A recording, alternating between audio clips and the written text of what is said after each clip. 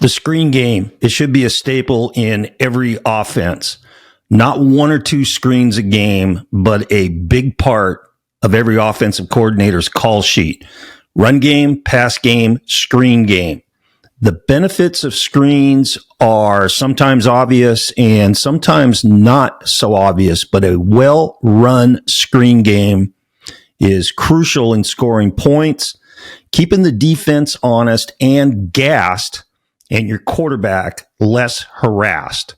This is part one of a three-part series I'm going to do on the three screens that every offense should run.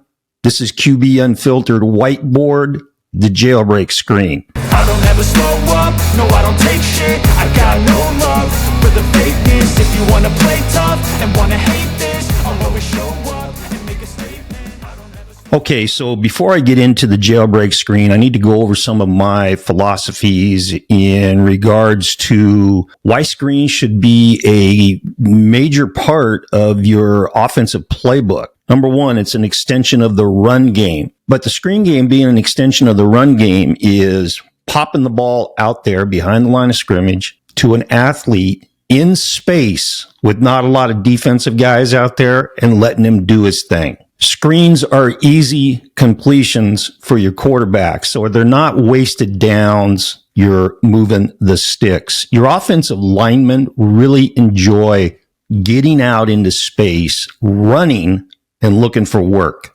Okay, now the biggest benefit of screens. It slows the pass rush down, and it does this in two ways. Number one is schematically. There are teams defensively that put so much emphasis on stopping an offensive screen game that they designate defensive linemen to be mush guys, mush rushers, which means they're not going to get upfield and get after the quarterback. They're going to kind of hang out on the line of scrimmage and look to disrupt the screen game. Well, that's great for your quarterback, right? The second thing is, and this is one of the not so obvious benefits of screens, you're not going to see this in the first quarter of games, but for sure in the second quarter and in the second half, you're making defensive linemen go side to side chasing screens down. You're making those dudes run, and that gasses them. So you've got these defensive linemen that are playing like Tarzan in the first quarter, and by the third quarter, they're playing like Jane. And if you put the screen game in with running no huddle tempo, you really take the defensive line and their ability to disrupt anything, the run game, the pass game, whatever, and you really neutralize that.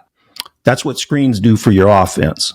Okay, now, even if you don't pick up a yard when you run a screen, you still have to run them because of the things that I just talked about making defensive linemen run laterally side to side or affecting how many guys are actually pinning their ears back and getting upfield to rush the quarterback when they see pass.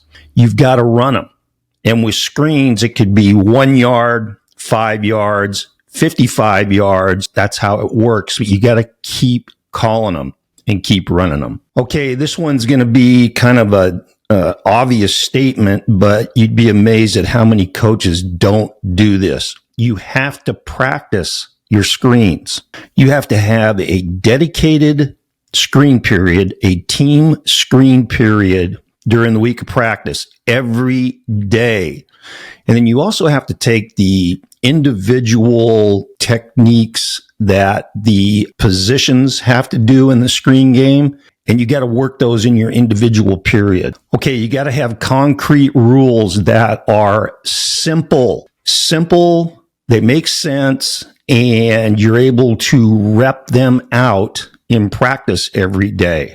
You cannot have a bunch of rules that just confuse and slow your players down mentally and physically. Okay, this is my opinion. You've got to call screens at least 10 times a game. Now, when I was coaching, if we ran 80 plays in a game, we were running about 15 to 16 screens. And depending on what defensive scheme you're seeing, it can be even more than that. But as I was saying at the beginning of this, run game, pass game, screen game. It's got to be a big chunk of your offense. And I think that there's a lot of coaches that really miss out on that. They only run screens, once or twice a game in certain situations. And this should be a play, which leads me to my next point, that you call anywhere on the field and in any situation.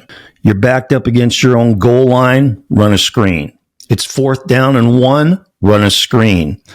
Screens are awesome inside the 10-yard line and inside the 5-yard line when you know you're going to get a lot of defenses that are playing man coverage. And you can't be a coach that falls into the trap where you only call screens in obvious situations, right? I mean, it just used to kill me. I'd watch some of these offenses play, and it's 3rd and long. What's coming? They're either running draw or screen. Well, if I know that, and if you know that, do you think the defensive coordinators know that? Of course they do. So mix it up. Call them on 1st down. Call them on your 1-yard line. Call them on 4th and 1. Call them anywhere and at any time in the game, but call them. The other thing with screens is call them on consecutive plays. Defenses can't stop what you're calling, then continue to call those plays. Okay, and then along those lines, you do not need 8 to 10 screens. You don't need to do all that stuff, guys. Just take a couple of screens, make that your screen game, and then spend practice in the season of practice perfecting the screens every day. Okay, so before I begin, I need to say this. One of the big regrets that I have is if I would have known I was going to be doing this 6 years ago when I had the resources, I would have taken my cut-ups of all my screens, all my pass game, my offense, where I took individual plays, individual screens, individual route concepts, and I made cut-ups where it was nothing but Jailbreak screen on one tape or one DVD. And I did that for my whole playbook. The problem is those are all sitting in VHS tapes and DVDs.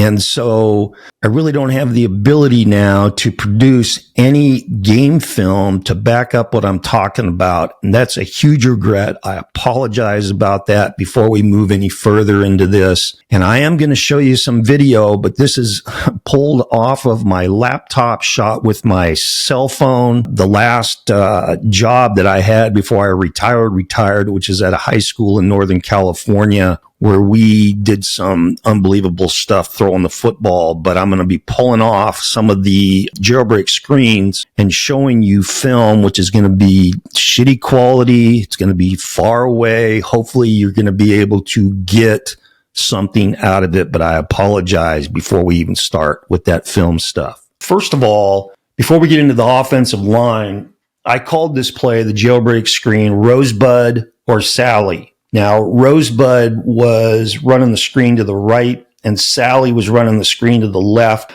I attached numbers to my receivers and my running back.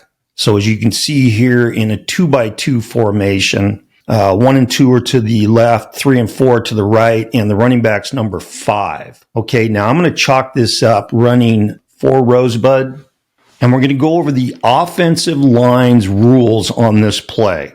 Number 1 is, do you have 1 linebacker or 2 linebackers in the box? Now, the guys you're talking to on this are the guards and the center, because both of your tackles are going to do regular, normal pass pro with the guy that they normally would pass block. So that 1 linebacker, 2 linebacker rule is for your guards and center. And it goes like this. If you've got 2 backers in the box, the guards in the center are going to flash. Okay, now there is no count associated with this screen. There's no 1,000 release or 1,001, 1,000 release, none of that. It's just normal step, the normal steps that they would take in their pass protection for their first step and bringing their hands up, right? That's what we call the flash. So it's just flash and go. Now, if you've got 2 backers in the box, your play side guard and center are flashing and they're up on the inside linebacker. Your backside guard is going to flash and he's up to the backside inside linebacker. So this is an important way to coach this up. You got to tell them to run through the linebackers. Run through them, which means they don't chop their feet and settle and try to stock block like a receiver because they can't do it, right? And the other thing is when they stop their feet and settle to stock block, you got a big guard or center standing in the way of your screen guy trying to get upfield. Okay. Now, if the linebacker blitzes, it could be play side or backside. But if your linebacker blitzes, forget about him. Let him come. Beautiful. That's what we want. And now you just work up to the next most dangerous guy, and that's usually a safety. Okay. With your play side tackle, if he feels a mush rush, meaning he kicks now into pass pro, but his D lineman is slow playing it or basically just standing there on the line of scrimmage looking for screens, then that turns into a run block. Get your face mask in his chest, bring the hands and drive that dude. The last thing with the play side tackle is this. You've got to use your normal technique, which means keep your shoulders square and pass block this dude. What can't happen is for you to open your hips and shoulders and run the guy because you get that sort of action by the D lineman instead of this. And if you run him and you widen him, that screws up the screen receiver coming in towards the tackle. All right. Okay, if you got one linebacker in the box now, your play side guard and your center are going to flash, and then they've got the middle linebacker. Your backside guard is going to flash, and now he gets to run downfield and look for work, and he's looking for a safety. Okay, you're running back. Now, he's going to line up opposite the call. So if we're running 4 Rosebud, he's going to line up to the left. He's going to line up in hot alignment. Hot alignment means he's going to match the tackle's feet. And the reason why we want to do this is we want to cheat him wide so that we possibly get an inside linebacker that widens with his alignment. Plus he gets outside faster on the snap of the ball, which also, if the inside linebacker is going to run with him, it takes him out of the box right now. So we're going to line him up in that hot alignment, and he's got no pass pro responsibilities. He's taking a hot release and running a swing. Okay, wide receiver rules. Now let's start with the backside receivers. This is what I had our guys do, and I've seen other coaches do it differently. You'll see coaches run backside receivers on routes. So I always had them stock the guy on. And our rule with those backside receivers was this: your guy doesn't make the tackle on the screen receiver, which means get in position, move your feet, keep your eyes and head up, and work the play until the whistle blows. Your guy doesn't make the play. Very simple. Okay, now let's go to the play side slot receiver, and this guy's got a huge job. So if we're running 4 Rosebud here, what your slot receiver is doing before the snap, he's asking himself one question. Can the cornerback make the play on the screen receiver, or can he not? That's it. Can he make the play or can he not? Now, you're saying, well, you give your slot receiver yardage rules. No, we just say, just have common sense. You got a great idea what the coverage is. Okay. If they're playing man coverage and that guy's up tight enough to be able to run down the line of scrimmage and make the play on the screen guy, then you better block his ass. If they're playing man coverage and he's 8 yards off, chances are he's not going to be able to make the play. Okay. If they're playing cover 2 zone and the corner's 2 yards off, but you know he's going to be sitting in the flat, or he's going to be slow playing it, getting a little bit of depth on the snap because he's in zone. Don't waste your block on him because he can't make the play. He's not going to make the play. So it's just a matter of being smart. And again, you rep this in practice in your team screen period, right? Okay. So let's say the corner can not make the play. So your slot receiver's going, the corner cannot make the play. This is what he does. He's going to come off the ball and aggressively attack that slot defender. Now, when we teach stock blocks with our receivers, we always talked about positioning, moving your feet, keeping your eyes and head up, right? Moving your feet. But on this one here, we always said, hit him in the mouth. So go get his ass, keep your eyes and head up, but you hit him in the mouth, because what you want on this is you want that slot defender going that way, right? Creating grass and space for your screen receiver. What your slot receiver can't do is come off the ball and settle and let this guy come screaming downhill, because that creates a potential traffic jam where that screen receiver is going to be. If the corner can make the play, we told our slot receivers, if he can make the play, you want to release vertically for half the yardage depth that corner's off the receiver. Is 4 yards off and you think he can make the play on the screen guy, you're going upfield 2 yards. If he's 2 yards off and you think he can make the play on the screen guy, you're going upfield 1 yard. Okay, so with that slot receiver now, if he just goes out right now to block that cornerback, that's a huge tip and alarm for that slot defender that the screen's coming and he's just going to come downhill and blow up the screen. So what our thought process was on this, and I got great film to back this up. Unfortunately, it's in VHS form. The reason why we went up half the yardage depth at the corner was off before we stuck our toe in the ground and went outside to block the corner was to give the illusion to the slot defender that he was seeing a route. So whether he's going up 1 yard, 2 yards, 1.5 yards, 2.5 yards, and sticking his toe and going outside to block the corner, this guy in his mind, right, in his mind, who's practicing all week in 7-on-7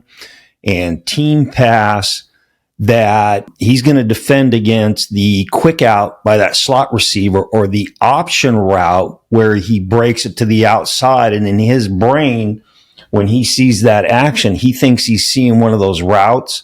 So going back to the old VHS cut-up tapes that I have, we would have a situation where we'd run like 4 rosebud and the slot receiver would go out to block the corner, and the slot defender would just run with him thinking he's seeing a route, which is beautiful. That's what you want. Okay, let's talk about the screen receiver. Again, his outside foot's back in his stance on the snap of the ball. He's leading with that outside foot. He's taking a punch step straight up field, and then he is turning back and then coming flat down the line of scrimmage. Flat down the line of scrimmage. Can't have that arcing motion, right? You also have to be behind the line of scrimmage when you catch the football. Again, this is team screen period, working on technique, angles, tracks, all that stuff. Punch step with the outside foot and then come down flat to the line of scrimmage. Now, your speed is pretty close to, I would say, 85%. Okay. You can't be running so fast that you can't adjust to a poorly thrown ball, but there's a fine line in there, right? So you got to come flat down the line of scrimmage and you got to be fast enough to where you can outrun some defensive reactions, right? And then here is 2 huge coaching points on this. Number 1, run through the catch. In other words, as you're coming down the line of scrimmage, just say my quarterback's in here and I'm coming down the line of scrimmage at him, right? If he's putting that ball on my chest, which is where it should be, I don't stop my feet. I run through the catch. In other words, that ball is starting to release out of his hand and I stop my feet and catch it and then try to start up again. Can't have it. run through the catch. Your receiver coach should be doing individual drills with his receivers. We called them bullet drills. We were working on this where it was working on your ability to catch the ball on the move with your hands away from the body and catch it clean. That's the other thing. You cannot double catch this. You catch it clean, put it away, stick that foot in the ground and get upfield, but you cannot stop your feet, catch the ball and then restart again. So it's punch step, come flat down the line of scrimmage to the tackle, run through the catch it clean. All right. Now you have to catch the ball. And again, this is on the QB outside of the tackle. Now, as a coach, you're coaching everything here, punch step, flat to the line of scrimmage, run through the catch, no double catches. As soon as you catch that ball, stick that foot in the ground and get north and south, and then you're done. Don't say anything else. After you've done all those coaching points, as soon as he sticks his foot in the ground and heads north and south, let him be an athlete. Don't paralyze him with a bunch of bullshit after he catches the ball. Okay, the quarterback. You got 4 coaching points with your QB. That is drop, eyes, throw, and fade away. Okay, with the drop, he's taking a 3-step drop. Okay, so it's catch the snap, and it's just a regular drop now. With the drop, you want to make sure, because he's going to fade away after he throws the ball, you want to make sure that his weight distribution is not behind him. And he knows he's going to be fading away after he throws it, and he's got that weight going back. That's going to affect his throw when he goes to throw the ball. And that's where you see quarterbacks that are throwing these dying quails. And that throw has to have some pace on it. So while he's dropping, he's still keeping his center of gravity and his weight under his shoulders and in between his feet, right? So it's 1, 2, 3, and his eyes are straight downfield. Okay, now with the eyes, it's open step, crossover, and now as you hit that 3rd step, and I'm going to show you as a left-handed quarterback, and let's say I'm throwing 4 Rosebud to my right here. So it's open, crossover, and as soon as I start to hit that 3rd step, my hands separate. And when my hands separate from the ball, that's when my eyes now locate the receiver. And that's when I pivot on that back foot, open my front foot, and deliver the ball, and then put that 4th step down on the ground just to catch my balance as I fall away from the throw. If I'm throwing to my left, if I'm throwing Sally, it's open, crossover, and as I start to hit that 3rd step, my hands separate, and as soon as my hands start to separate, my eyes find the screen receiver. It's post up on that back foot, throw the ball, and then bring that 4th step down. So I've got both feet on the ground now as I fade back away. So that's the drop, and that's the eyes. Now the throw, you got to have pace on that throw, right? You're going to see in some of the clips that I show that the quarterback's throwing the ball and it's flat. It doesn't have smoke on it, right? I call it a soft 1. A 1 is throwing just all kinds of juice on the throw. This is a soft 1, but he's throwing it flat with some pace on it. Okay. And then the other thing with the throw, tell your quarterbacks that throw has got to be right in the chest. Because your receiver, as we talked about earlier, has to run through the catch. If he has to slow down or stop his feet in order to adjust to a shitty throw, that kills the timing of this entire play. And then the last thing is fade away. So if you're running jailbreak screen, you're running running back slip screen, you don't ever want to deliver the ball with your feet set and stride into the throw like you normally would. Because in a lot of cases with screens, you got guys that are coming unblocked and you're going to get blown up. I always just tell my quarterbacks on Rosebud and Sally, after you throw that ball, if you get hit, I want you to hit the ground rolling like you fell out of the back of a pickup truck going down Highway 101 in Northern California. You just hit the ground and roll. So you absorb the blow.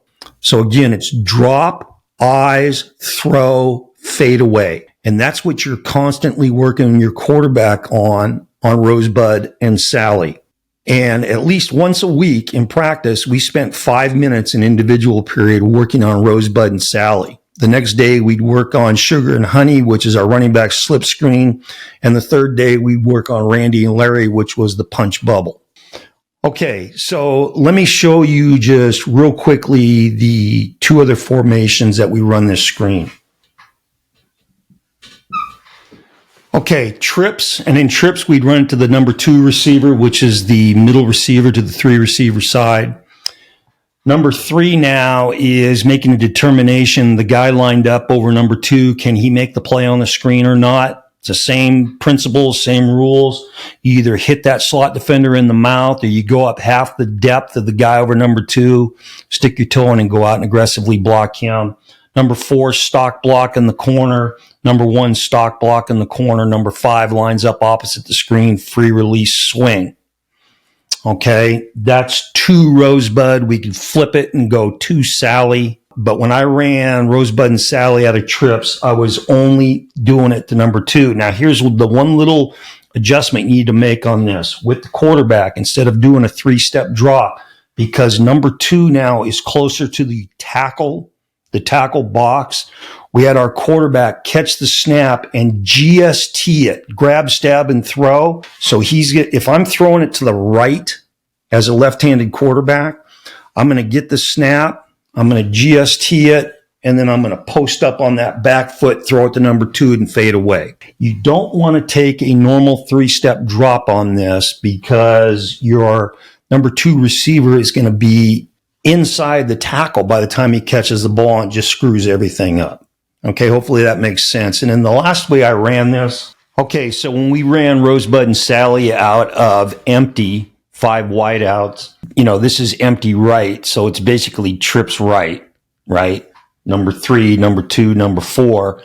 And then to the 2 receiver side, that's basically your 2x2 set for the quarterback and 2x2 rules for what they do receiver wise. But we'd keep number 1 outside because he's always running his assignments from an outside position. So in this play, he's either backside stalking or he's running the screen. And then we put the running back in the slot to the 2 receiver side, and our backs had to do a lot of stuff, right? I haven't talked about this before, I don't think, in any of my shows, but our running backs made our pass protection calls. They got to run the football in the run game.